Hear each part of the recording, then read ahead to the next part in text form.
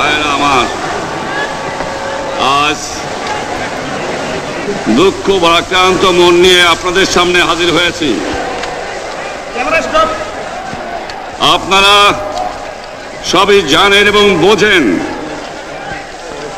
আমরা আমাদের জীবন দিয়ে চেষ্টা করেছি, কিন্তু দুঃখের বিষয় আজ ঢাকা, চট্টগ্রাম, খুলনা, রাজশাহী, রংপুরে আমার ভাইয়ের রক্তে রাজপথ রঞ্জিত হয়েছে। আজ বাংলার মানুষ মুক্তি চায়, বাংলার মানুষ বাঁচতে চায়, বাংলার মানুষ তারা আজ তার অধিকার চায়। কিন্তু দুঃখের বিষয়, আজ দুঃখের সঙ্গে বলতে হয় 23 বছরের করুণ ইতিহাস, বাংলার অত্যাচারের, বাংলার মানুষের রক্তের ইতিহাস, 23 বছরের ইতিহাস, মুমূর্ষ নরনারীর আর্তনাদের ইতিহাস, বাংলার ইতিহাস, এদেশের মানুষের রক্ত দিয়ে রাজপথ রঞ্জিত করার ইতিহাস। 1952 সালে রক্ত দিয়েছি, 1954 সালে নির্বাচনে জয়লাভ করেও আমরা গদিতে বসতে পারি নাই। 1958 সালে আইয়ুব খান মার্শাল ল জারি করে 10 বছর পর্যন্ত আমাদের গোলাম করে রেখেছে। 1967 সালে 6 দফার আন্দোলনে 7ই জুনে আমার ছেলেদের গুলি করে হত্যা করা হয়েছে। 1969 সালে আন্দোলনে আইয়ুব খানের পতন হওয়ার পরে যখন ইয়াহিয়া খান সাহেব সরকার নিলেন, তিনি বললেন দেশে শাসনতন্ত্র দেবেন, গণতন্ত্র দেবেন, আমরা মেনে নিলাম। তারপরে অনেক ইতিহাস হয়ে গেল, নির্বাচন হলো। আপনারা জানেন দোষ কি আমাদের? আজকে আমি প্রেসিডেন্ট ইয়াহিয়া খান সাহেবের সঙ্গে দেখা করেছি, আপনারা জানেন, আলাপ আলোচনা করেছি। আমি শুধু বাংলার নয়, পাকিস্তানের মেজরিটি পার্টির নেতা হিসাবে তাকে অনুরোধ করলাম 15 ফেব্রুয়ারি তারিখে আপনি জাতীয় পরিষদের অধিবেশন দেন। তিনি আমার কথা রাখলেন না, তিনি রাখলেন ভুট্টো সাহেবের কথা। তিনি বললেন প্রথম সপ্তাহে মাসে হবে, তিনি মানে নিলেন। আমরা বললাম ঠিক আছে, আমরা অ্যাসেম্বলিতে বসবো, আমরা আলোচনা করব। আমি বললাম বক্তৃতার মধ্যে, অ্যাসেম্বলির মধ্যে আলোচনা করব। এমনকি আমি এ পর্যন্ত বললাম যদি কেউ ন্যায্য কথা বলে, আমরা সংখ্যায় বেশি হলেও একজন যদিও সে হয়, তার ন্যায্য কথা আমরা মেনে নেব। আসুন বসি, আমরা আলাপ করে শাসনতন্ত্র তৈরি করি। তিনি বললেন পশ্চিম পাকিস্তানের মেম্বাররা যদি এখানে আসে তাহলে কসাইখানা হবে অ্যাসেম্বলি। যদি কেউ অ্যাসেম্বলিতে আসে তাহলে পেশোয়ার থেকে করাচি পর্যন্ত দোকান জোর করে বন্ধ করা হবে, তারপরেও যদি কেউ আসে তাকে সন্ন্যাসার করা হবে। আমি বললাম অ্যাসেম্বলি চলবে। তারপরে হঠাৎ 1 তারিখে অ্যাসেম্বলি বন্ধ করে দেওয়া হলো। কি পেলাম আমরা? আমার পয়সা দিয়ে অস্ত্র কিনেছি বহিঃশত্রু আক্রমণ থেকে দেশকে রক্ষা করার জন্য।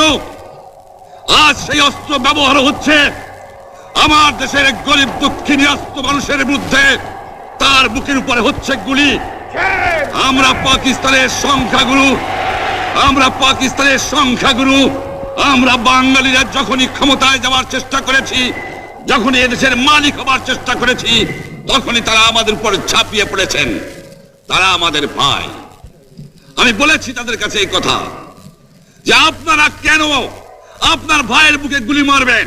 আপনাদের রাখা হয়েছে যদি বহিঃশত্রু আক্রমণ করে তার থেকে দেশটাকে রক্ষা করার জন্য।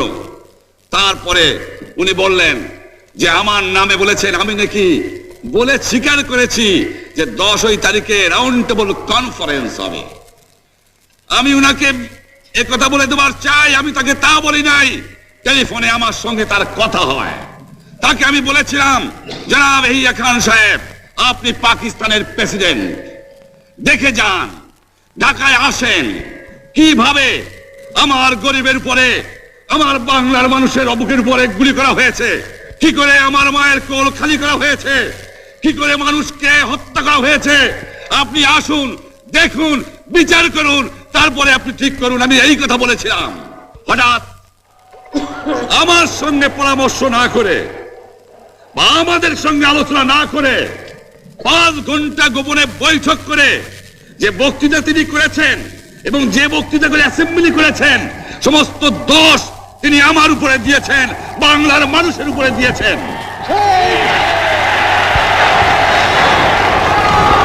আমি পরিষ্কার মিটিংয়ে বলেছি, ভাইরা আমার, 25 তারিখে অ্যাসেম্বলি কল করেছে, রক্তের দাগ শুকায় নাই।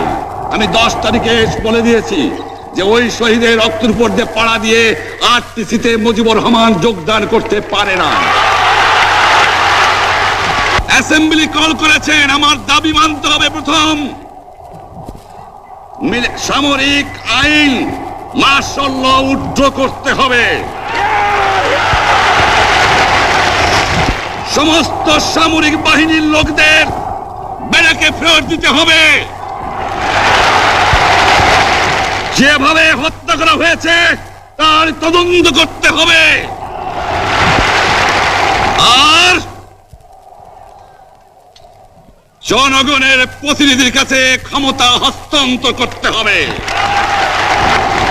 তারপরে বিবেচনা করে দেখব আমরা অ্যাসেম্বলিতে বসতে পারবো কি পারবো না। এর পূর্বে অ্যাসেম্বলিতে বসার অ্যাসেম্বলিতে বসতে আমরা পারি না। জনগণ সে অধিকার আমাকে দেয় নাই।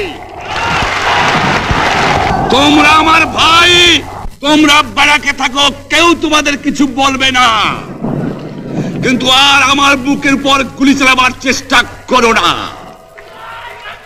ভালো হবে না।